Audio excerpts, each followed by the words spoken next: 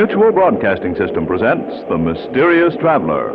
Written, produced, and directed by Robert A. Arthur and David Kogan, and starring tonight two stars of stage and radio, Wendell Holmes and Roger de Koven, in an original radio drama titled The Man Who Vanished.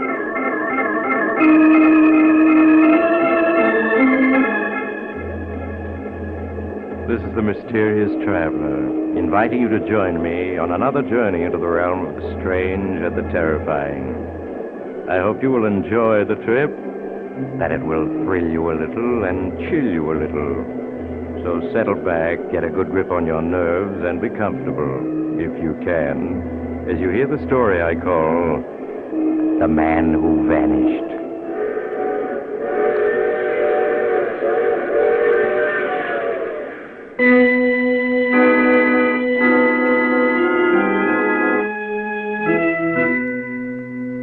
Our story begins in a small, white-walled hospital room. Charles Ordway, a man of 45, has just awakened. He looks about him in puzzlement. Then memory returns to him, and he begins to call frantically. Doctor! Doctor, nurse! Where are you? I must speak to the doctor! Yes, Mr. Ordway, what is it? Are you the doctor? No, sir, I'm only the attendant. You want to speak to Dr. Harvey? Yes, I must. It's a matter of life and death. Okay, Mr. Ordway, okay. Dr. Harvey, 402, please. He's coming now, sir. Thank you. Tell me, what day is this? It's Friday, isn't it? It must be Friday. Sure, it's Friday, Mr. Ordway. But here's Dr. Harvey now. Good morning, Mr. Ordway. You wanted to speak to me? Yes, doctor, but tell me quickly, what time is it? It's just 10 minutes past 10, Mr. Ordway. Oh, thank heavens, my brother John isn't dead. There's still time to save him. Your brother? Yes, doctor, when I woke up, I didn't know how long it was since I was brought here to the hospital and drugged into silence, but I don't suppose they told you about John. No, I'm afraid they didn't. Well, then I'll tell you. I'll make you believe me. John's safe for several hours yet, so I can tell you the whole story.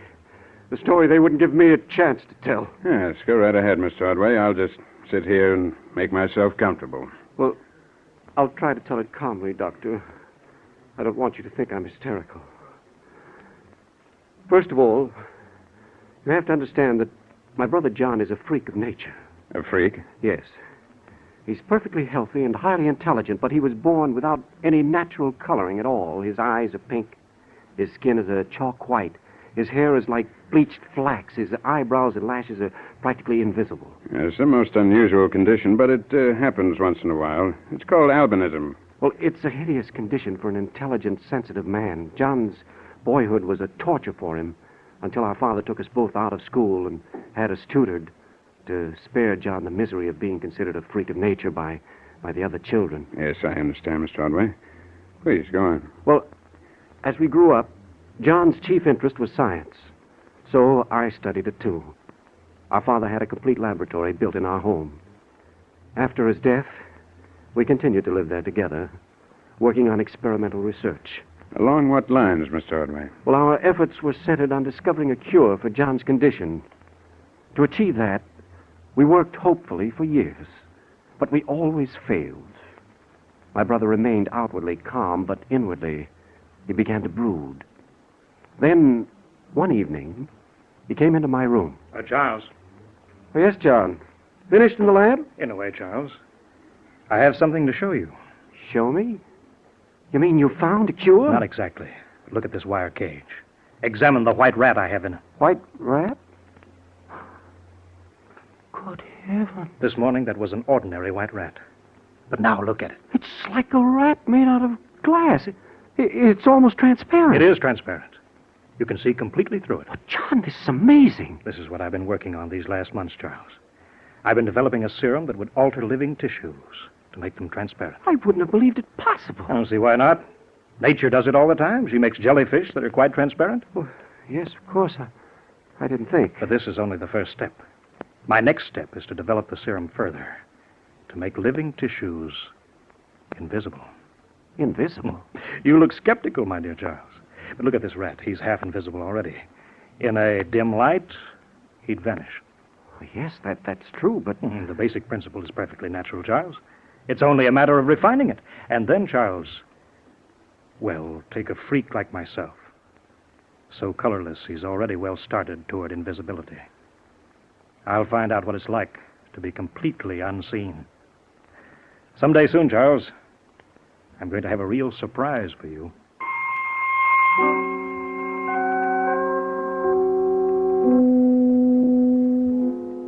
That was my first introduction to John's experiments. After that, for many weeks, he worked in secret. Then one morning, he called me into the laboratory and showed me a cage that seemed to be empty, but there was something scurrying about it, a rat, an invisible rat. To the touch, it was warm and furry, filled with life. But to the eye, if the light was not too bright, it was nothing. Well, Charles, convinced now? Yes, I'm convinced. You've succeeded, John. Not quite. I haven't made myself invisible yet. Well, you're not going to try your serum on yourself. Of course I am. Listen, Charles. Always I've been considered a freak. Now I'm going to turn the tables. I'll mingle with people and I'll laugh at them. I'll be their superior, able to come and go without their knowledge. Able to control their very destinies, if I wish. John, that's madness. On the contrary, it's scientific fact. You'll see, because you're going to help me. No, I Surely refuse. You're not going to let me down, your own brother. Well, of course, John. I knew I could get your help. Here's a hypodermic full of the serum. All I want you to do is to inject it into my arm. And watch the result.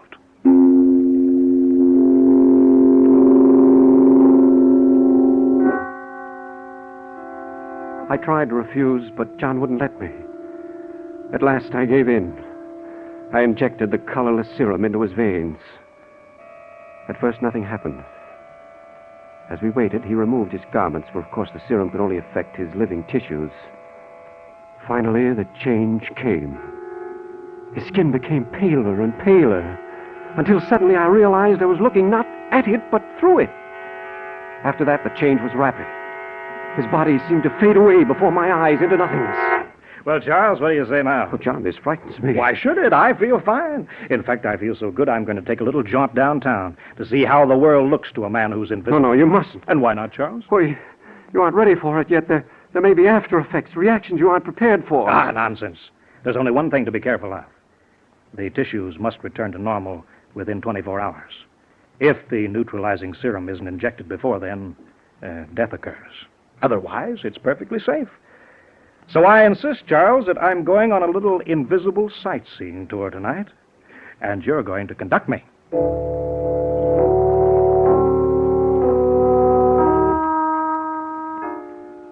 Again, I tried to say no, but John was insistent. At last, I gave in. His was always the stronger will. We took the car, and I drove downtown. He sat beside me, unseen as the very air, laughing to himself. John, let's turn back now. Turn back, I should say not. Drive to Main Street and park around the corner from the Watson jewelry store. The one where our old schoolboy companion Harry Watson works for his father. Well, why, John? Because I'm going to try an interesting little experiment. That's why.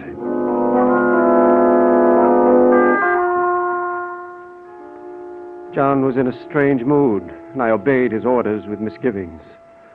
I parked the car as he directed, and we got out and stood on the sidewalk, with the evening crowds drifting past us, completely unaware of John at my side. Suddenly, John spoke. Now's the time, Charles. There's nobody in the store but Harry Watson himself. Come on, we're going in.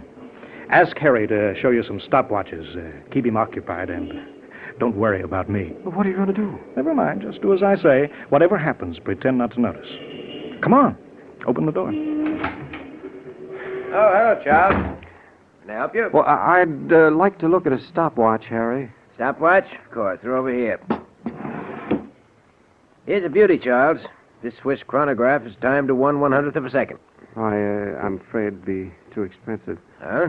Well, perhaps you'd like this one. It's American-made, and it... What was that? What was what? I heard a noise in the back of the store. I didn't hear anything. There it is again. There's someone back there. But there can't be. There's nothing in sight. Just the same, I think there's someone back there. Excuse me. I was putting away some valuable diamonds when you come in, and I've got to see about them. He hurried back into the shadowy rear of the store. I held my breath. If he should bump into John. Then I heard Watson cry out. I've got you thief! No, you're not going to get away. What are you doing? Help! Charles, help me! Help! John! John, what's happened? Come on, quickly. We have to get out of here. What happened? The fool bumped into me in the shadows. He was so excited he didn't even realize he couldn't see me. I used a paper knife I picked up and taught him a little lesson. He's not dead. Come on, we got to get out of here. Someone may have hurt him.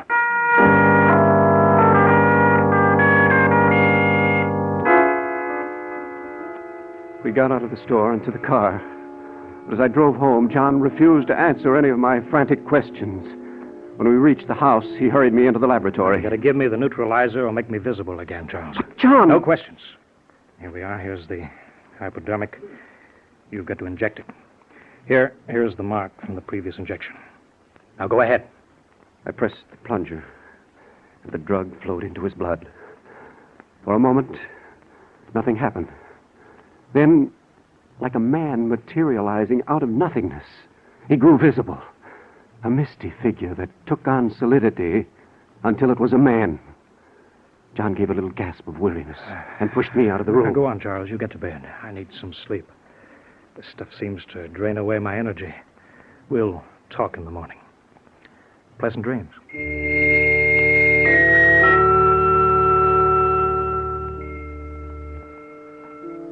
The next morning, I was having breakfast when John finally appeared.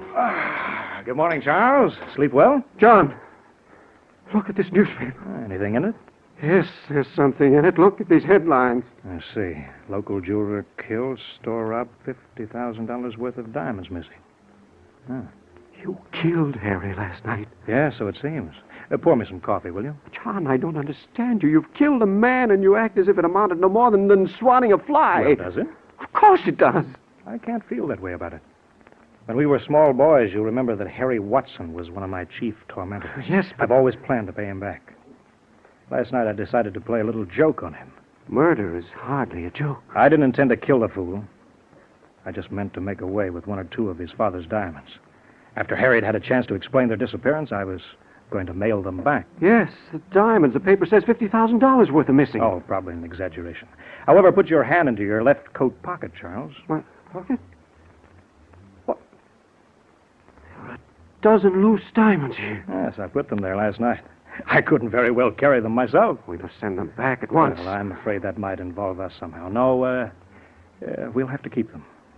John, what's happened to you? Overnight you've become a monster, able to dismiss the worst of crimes with a shrug. Please understand this, Charles. For years I was an object of curiosity. I even had offers to appear in sideshows. Now the tables are turned. I can walk among men, unseen, invisible. That gives me a power that is very sweet to me. I haven't decided yet how I shall use it. But in any case, I won't have you interfering. Is that clear, Charles?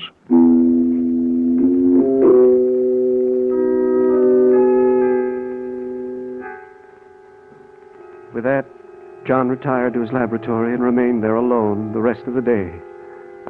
It wasn't until after dark that he emerged to find me staring with horror at the evening paper. Oh, Charles, what does the paper say? It made you look so pale. The police found your fingerprints on the knife that killed Harry Watson. What? Let me see it. Here. Yes.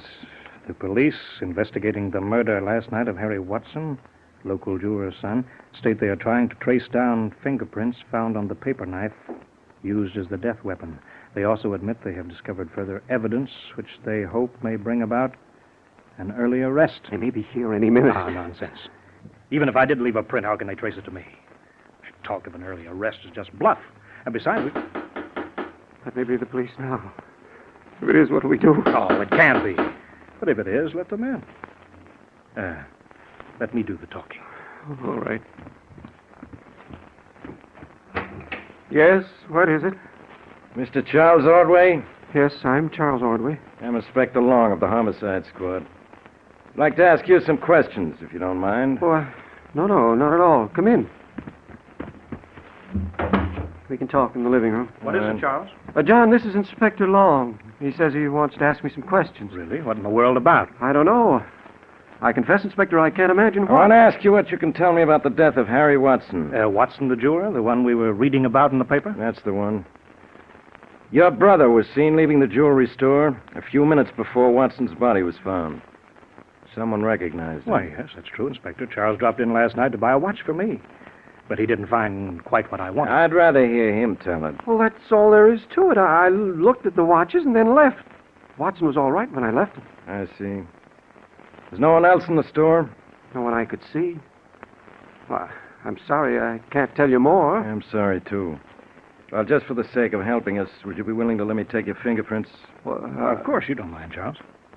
You're thinking of the prints the paper says were found on the death weapon, aren't you, Inspector? Frankly, yes. Well, they aren't, Charles. I can assure you. It's just a check. Here, Mr. Ordway, if you'll just press your fingerprints against this gelatin plate I have in this envelope. Like this? That's right. Thank you. You wouldn't want mine, too, I suppose?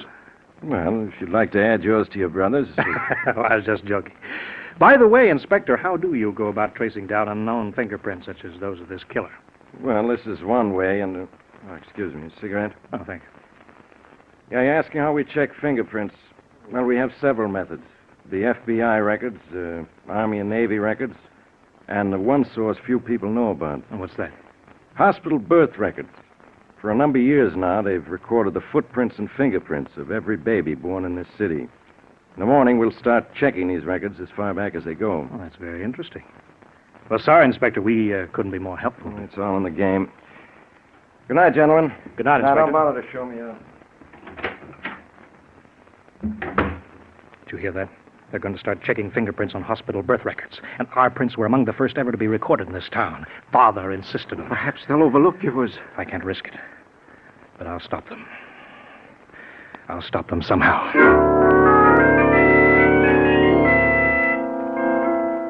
Without explaining, he hurried into the laboratory. 10 minutes later, he emerged, dressed to go out. His hat pulled well down over his face.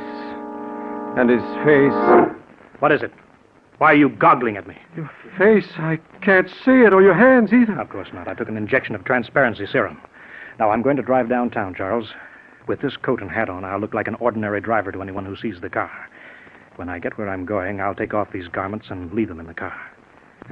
Then no one on Earth will be able to see me. But where are you going? To police headquarters?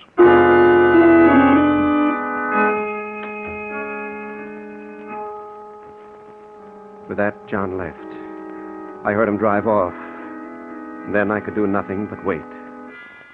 The hours crawled slowly past, and I grew more and more nervous. The clock was striking 11 when I heard John's key in the door at last. John, is that you? Yes. Charles, come here. I need you. What is it? What's happened? It's my ankle. I think it's broken. Here, lean on me. I'll help you into the living room. Yeah. Oh, careful. What? John, your coat's all bloody. Yes, they shot at me. Nicked my side. It's not serious, Charles. Here, let me sit down. Shall I call a doctor? No. We'll tend to the bullet scratch in the ankle ourselves. It's a reasonable price to pay, considering that Inspector Long is dead. Dead? Yes, he fell from the window of his office on the 6th floor of police headquarters, while apparently quite alone in the room. And you killed him, too? Of course I did. I had to. Luckily, he had the paper knife there in his office. I was able to wipe all my prints off it. I found the photographs of the prints in his desk, too. I tore those up and I burned them. How'd you get hurt? I tried to slip out of the building again during the confusion that followed Inspector Long's accident. I'd reached the 1st floor when a clumsy cop bumped into me in a dark hall. He yelled and grabbed at me. I had to duck through a door and lock it. I got the window up and was just climbing out when he fired through the door. The bullet nicked me and I lost my balance.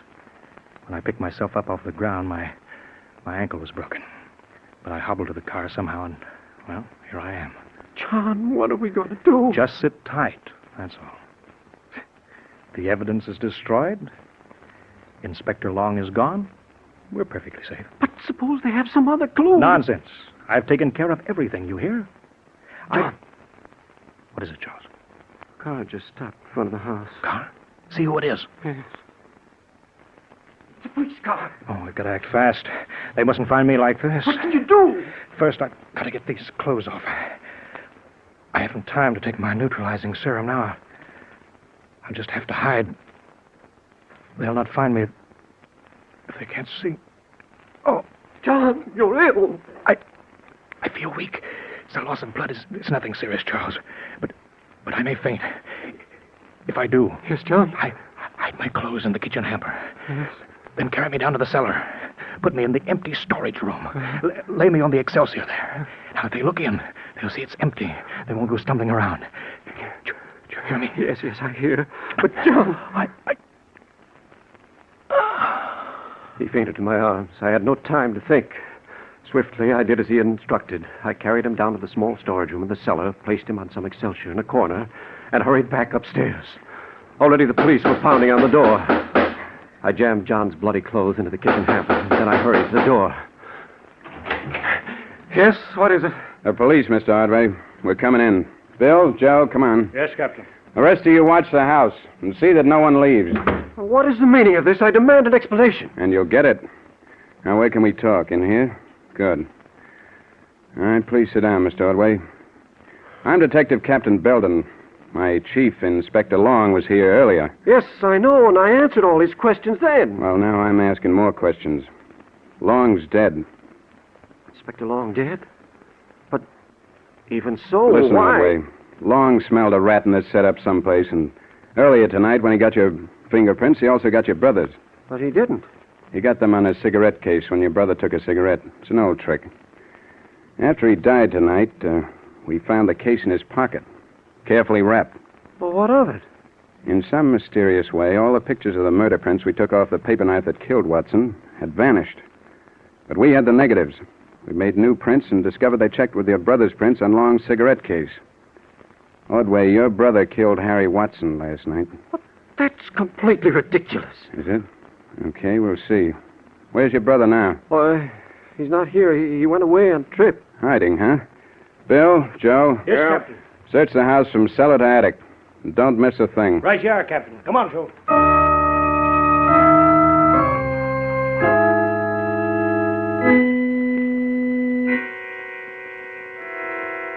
Half an hour later, I knew that further concealment was impossible.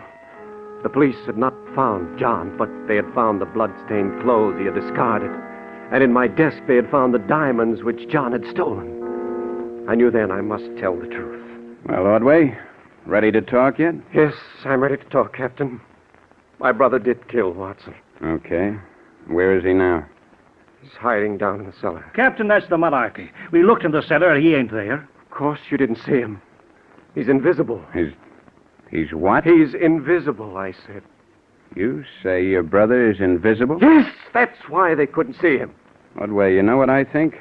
I think you killed your brother in a quarrel over these diamonds and buried his body in the yard someplace. That's how these clothes of his got bloody, isn't it? Come on, admit it. No, my brother was wounded by a bullet after he killed Inspector Long. That's how his clothes got bloody. Yeah, I suppose he was invisible when he killed Long, too. That's why nobody saw him, huh? Yes. Don't you understand? He's discovered how to render his body tissues transparent. He's hiding down in the cellar now, invisible. He's nutty as a fruitcake. Shut up, Bill. Ordway, your brother is down in the cellar now, huh? Yes, he is. He fainted, and I carried him down there. And just which room is he in? The little storage room at the foot of the stairs, the one with the metal door. How about it, boys? Did you look there? Sure we did, Captain. We looked in there twice. There ain't a thing in that room but a little Excelsior. Right, we both looked. That room is as empty as a busted piggy bank. You see, Mr. Ordway, if he'd been there, my men would have found him. But he's there. They didn't see him because he took the serum. He made himself invisible. All right, Mr. Ordway. Just calm yourself. Now, listen, my men say the room is empty. Yeah, except maybe for rats.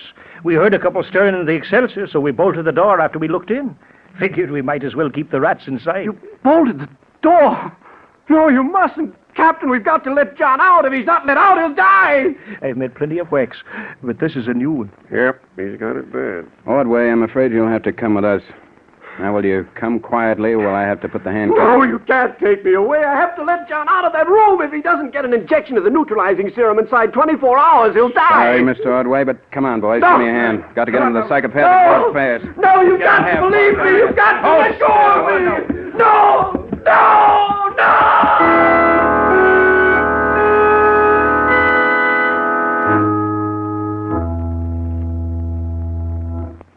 And that's the whole story, Doctor.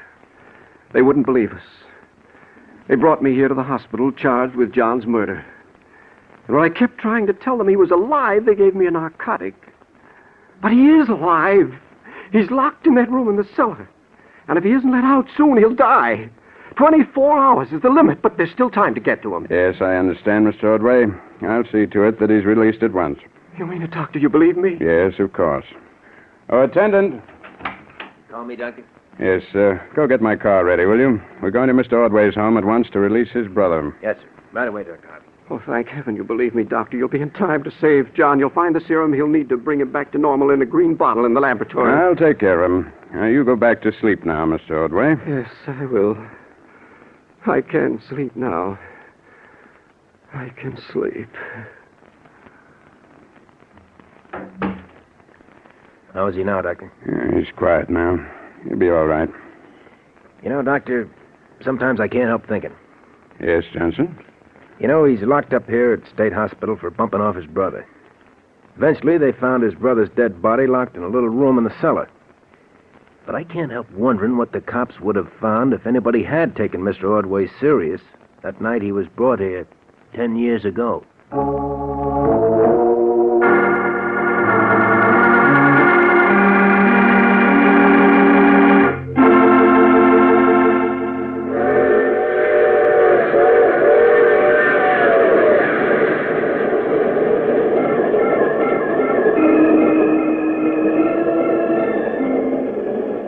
This is the mysterious traveler.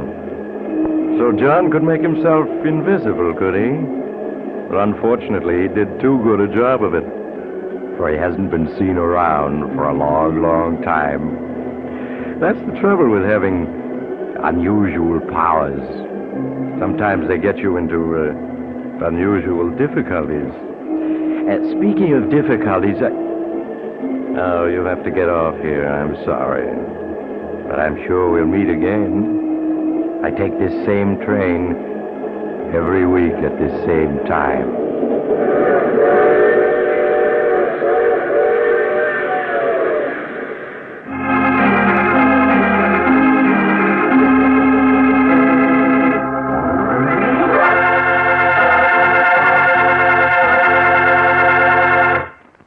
You have just heard The Mysterious Traveler, a series of dramas of the strange and terrifying. All characters in tonight's story were fictitious, and any resemblance to the names of actual persons was purely coincidental. In tonight's cast were Maurice Tarplin, Wendell Holmes, Roger DeCoven, Art Carney, and Richard Coogan. Original music was played by Paul Taubman. Broadcast engineer was Al King. Sound was by Hal Reed. The Mysterious Traveler is written, produced, and directed by Robert A. Arthur and David Cogan.